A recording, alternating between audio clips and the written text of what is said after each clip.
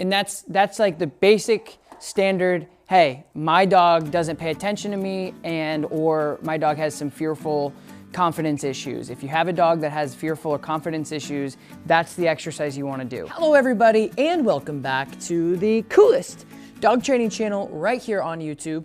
I'm Tom Davis, America's Canine Educator. If you're new here, hello, welcome to my channel. If you've been here for a while, thank you so much for joining me. Now today we have a very common case that we see all the time here at the facility. A dog with insecurity or fearful tendencies or behavior. And in this episode, I go over some really easy exercises for the dog and the owner to immediately gain confidence within each other. So as always, I hope this video is informative and it helps you with your dog at home. Don't forget, we're gonna be playing Tom's Trivia somewhere in the middle of this video, and all you have to do is leave your answers in the comments below, and let's see if you guys know your dog facts.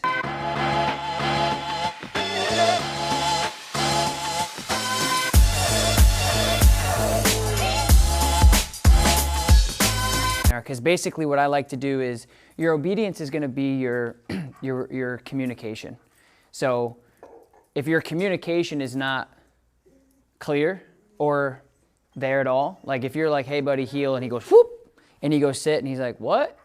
That's where we'll start. But I mean, if he's good with that stuff, then I know I can gauge where we're at. So why don't you just do like basic obedience with him? I just want to see like where your relationship is with him. I just got off the phone with the lady from Australia.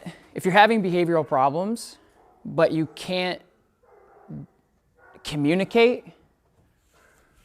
you know, it's like having a relationship with somebody on any level, boss, significant other, brother, sister, whatever, and you're mad at each other, but you can't talk to each other. Like, we speak two different languages, and like, it's so frustrating.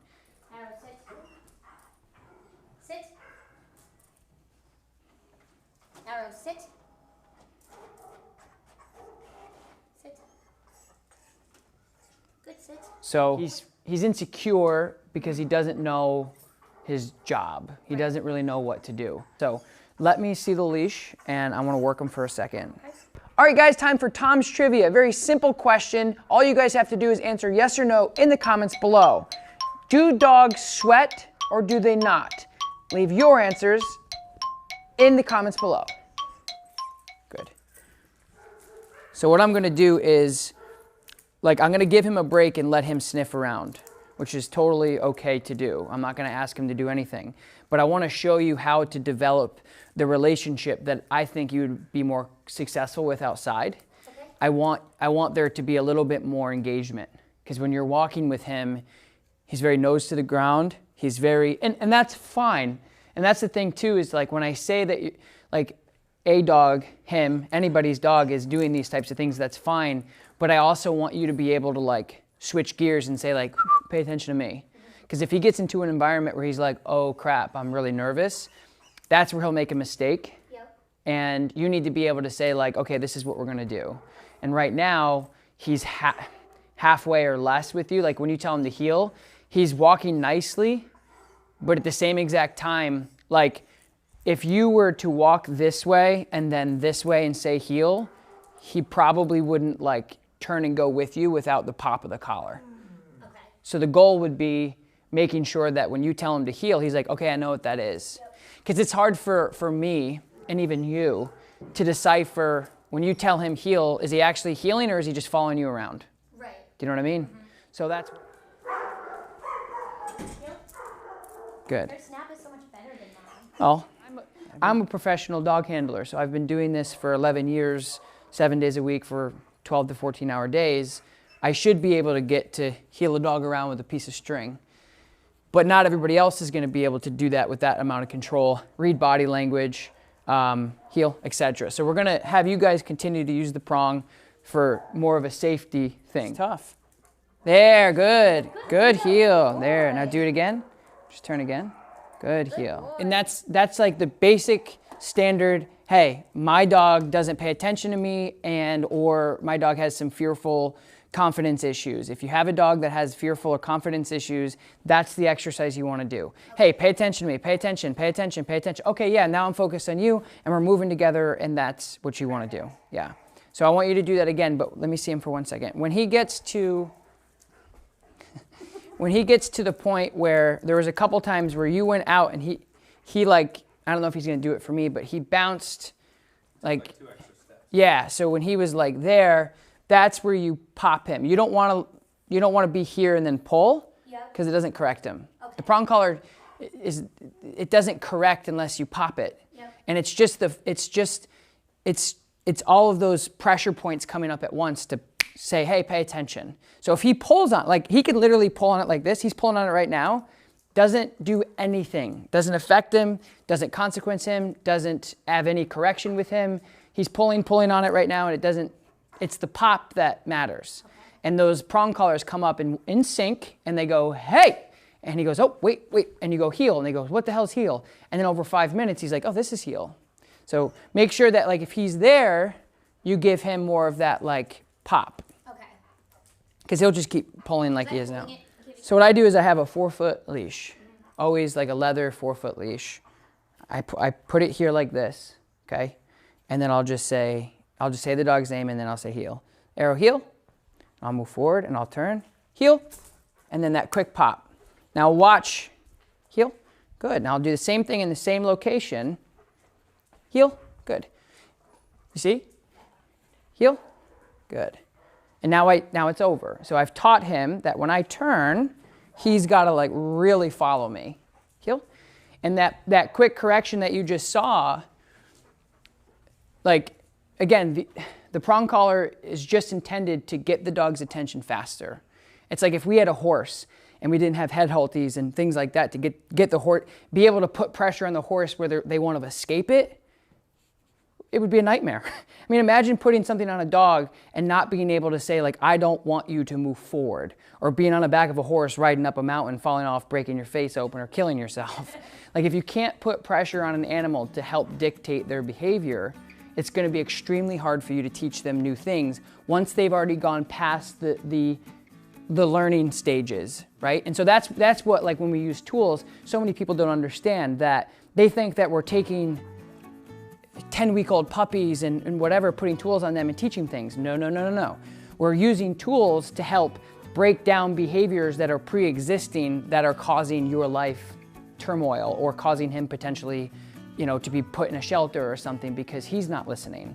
So the tools are there to decompress and reinforce what we're trying to teach him now. They're not there to help us teach behaviors.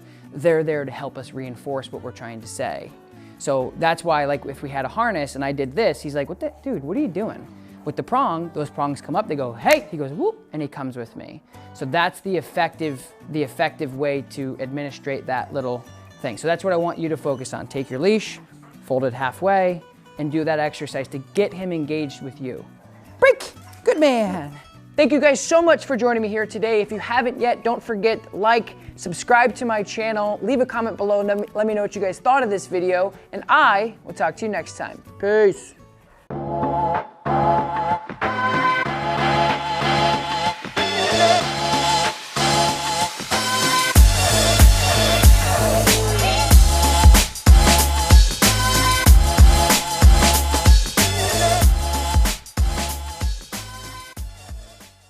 Hello everybody, and welcome back to the coolest dog training channel right here on YouTube. I'm Tom Davis, America's Canine Educator. Thank you so much for joining me here today. If you're new here, hello, I'm Tom, welcome to my channel.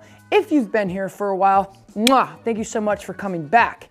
Today, what the heck are you doing? These dogs are lit up in here, but never mind that. Today, I have a very special episode for you guys because I'm gonna be doing something that, yes, it says it right in the title, teaching any dog how to walk nicely on a leash using two things, your voice and just a simple leash. But wait, it gets better. I'm gonna be doing Tom's Trivia, and I'm gonna be giving away 3 No Bad Dog bundle packs of merch. And all you have to do is watch this video until the end of the video, and I know who watches the whole thing and who doesn't because it tells me. And all you have to do is answer Tom's Trivia correctly. It'll test you if you know your dog information or not. So you have to watch this video to the end, like, of course, leave a comment below if you think you know the answer, and you automatically get entered to win a bundle pack. I'm gonna be picking 3 people, which we've never done before. Good luck to everybody. Here we go.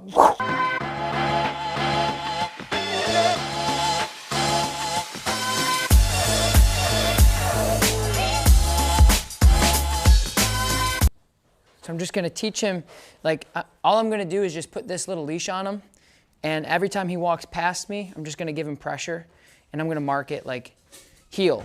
So heel means like, hey, you should be doing something else. So does that make sense? Okay. Tucker, heel. Good, heel.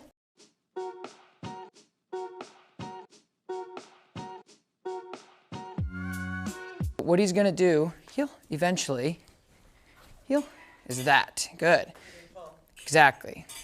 So that's a top behavior. Sit. Good job. Exactly. So I go out, I say heel, he goes, what's that? Bang, he bangs off the end.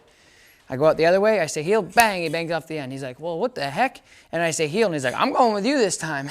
And then it shuts off, and I say, yay! So two things happen, is he didn't get any correction or any pressure from the leash, and he didn't get any pressure or negativity or correction from my voice inflection either.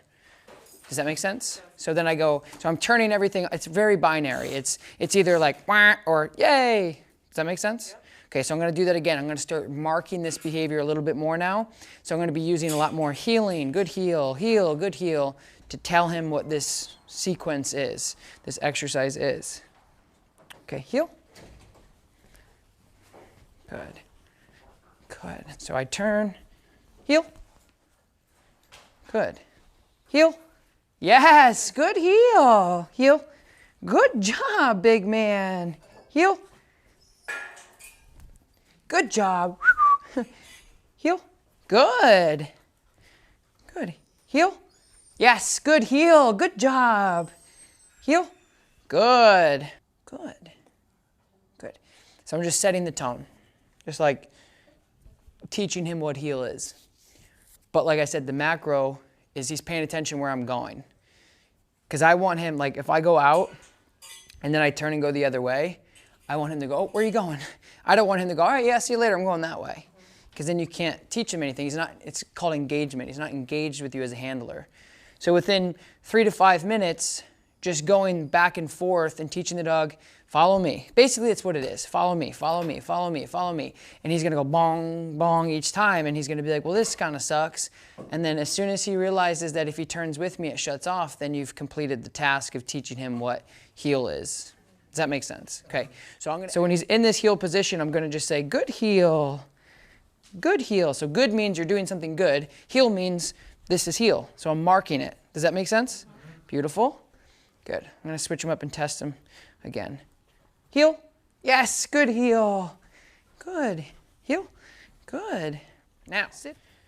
Now what you can do to get him a little bit more motivated to do that, because you can tell he's like a little kid that's in school, he's like, this is boring. So just get a little bit of food out. And what I like to do is just get like a bigger block of food, but just keep it in my hand and not distribute it. Two things is he works for it harder, so he got a little bit frustrated. He's like, give me that, give me that, give me that, give me that. And then also too, he's not focusing on like chewing it and all that stuff. So now I can take it a step further to help mark the behavior. Okay, heel. Yes, good heel. Good heel. Good heel. Sit. Yes, good. Okay, buddy, heel. Good. So then this becomes a little muscle memory game. Good heel. Sit. Yes. Good. Heel. So I just use this one little piece of food for like 20 minutes. So you're not giving it to him immediately? He's just chewing it out of my hand. Dogs don't care how much they get, as long as they get a little. We just think that like, oh, they need a piece of treat. It's like, if they just smell a treat, they're like ready to go. So anyway, because they have so many different sensories, you know, with their smelling and their taste, and oh, it makes them so, yeah, it's euphoric. So anyway, you get the idea. So now what I can do is, I've taught him how to heel with no motivation, just like, hey buddy, let's do this. He's like, okay, this is kind of boring. And I saw that and I said, okay, this is kind of boring for you, so we're gonna move over to like a little bit of motivation. And then I was able to heel him around and he's like bouncing. So now I'm gonna show you how to hybrid the two together, because a lot of people have problems with just using this. Because if I didn't mark this behavior and teach him with leash pressure before, meaning if I just did, hey, here you're an animal and here's a piece of food, follow me around, he's not learning this. But I did it before, and then I intertwined the food. Does that make sense? So now what I'm gonna do is hybrid the two together, and basically all I'm gonna be doing is rewarding less with the food, but it's gonna be present. Does that make sense? Okay, okay, heel. Good heel. Good. Good heel. Good. So I put it in my pocket. Good heel. And it gives him something to